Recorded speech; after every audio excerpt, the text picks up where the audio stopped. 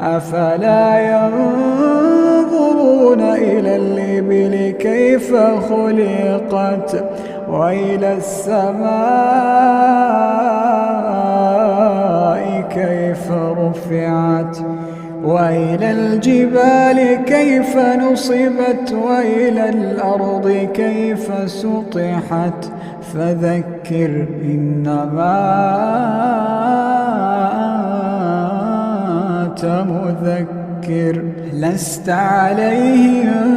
بمسيطر إلا من تولى وكفر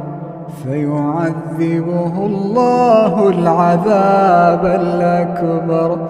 إن إلينا